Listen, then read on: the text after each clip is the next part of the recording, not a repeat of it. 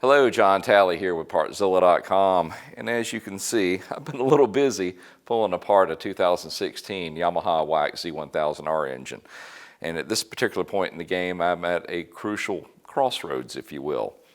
Now, the project that we're doing with this particular machine is we're upgrading it where it can handle a turbo. To do that, we're dropping the compression down to 9.5 to 1 and changing out the connector rods. And that sounds simple enough, but as you go through the process of pulling down an engine, there's a few telltale signs that may say, well, you need to slow down a little bit, take it to a qualified machine shop and have them make sure before you go and build your engine. So what I want to do right now is walk you through some of the tales that I saw as I was pulling this apart that made me decide to stop the build, load everything up, and then take it over to the machine shop. So if you're ready, we'll take a look.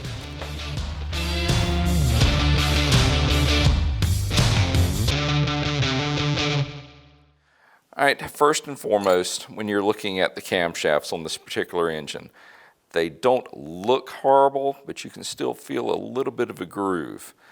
Now, is that too much to reuse? I don't think so, but when I go to put it back together, I want that surface as smooth as it can be, so where it'll last the longest. So we're actually going to take the camshafts and have them use an emery cloth just to get those polished back up. Now, he won't actually be machining anything. We just want the surface to be clean and try to get rid of as many of these little imperfections that we can see and feel with our fingernail, just barely. Another area that you want to take notice of are your caps that are actually holding the camshafts in place. Now, granted, you've got two really very dissimilar metals here. Your camshaft is made out of very hard, brittle material, and your caps are typically made out of aluminum. So you need to make sure that they haven't been gouged. Now, these may look a little bit worn, but my finger is telling a different story. So I think they're going to be good to go once we get the cams just repolished on the journals themselves. Now, the other big area of concern is something that you won't be able to see with the naked eye.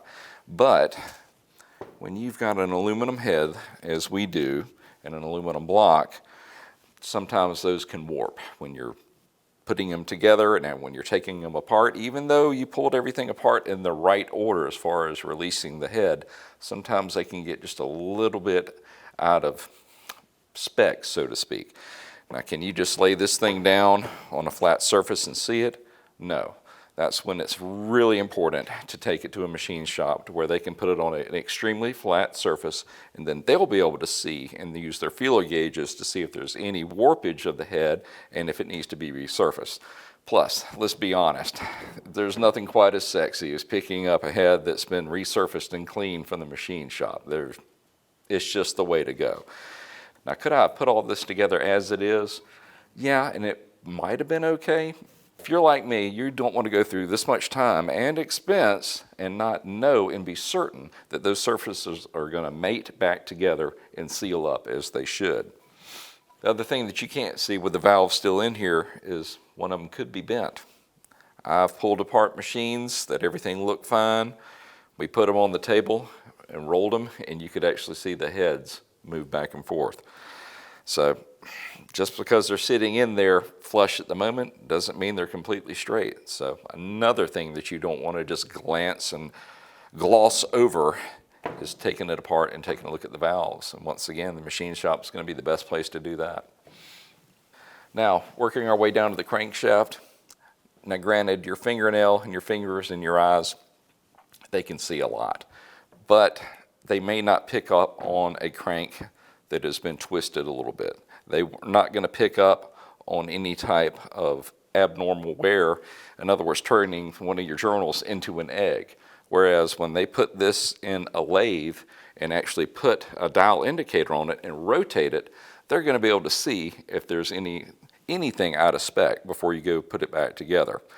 Once again, that's not the type of equipment that the average person or even a professional as myself has at their disposal, and that's why it's important to find a good machine shop to take care of such things and measure them to make sure that they're going to be in spec.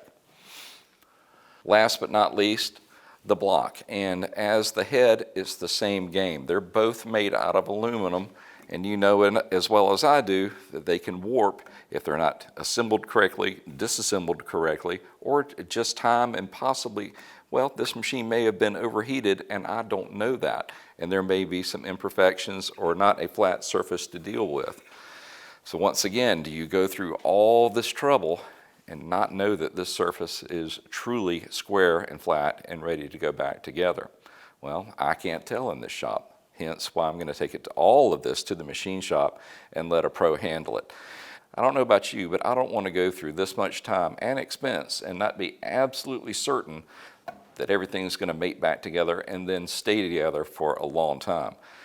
Now, all these things that I've talked about your machinist measuring and looking at and maybe massaging a little bit, yes, there is a cost with that. But try to factor in what your cost is going to be if this is not all correct and it all blows apart and you have to start over. That initial charge that he's going to send you a bill for will be minuscule compared to all the new parts that you're going to have to buy to rebuild an engine. So you see where I stand on this. There's a lot of things that you can see, but there's also a lot of things that you can't see. And if you're going into an engine to this level, don't cut the corners. Go ahead and have the machine work done, looked at by a professional that has the tools necessary to do the measurements to make sure it's all going to go back together as it should.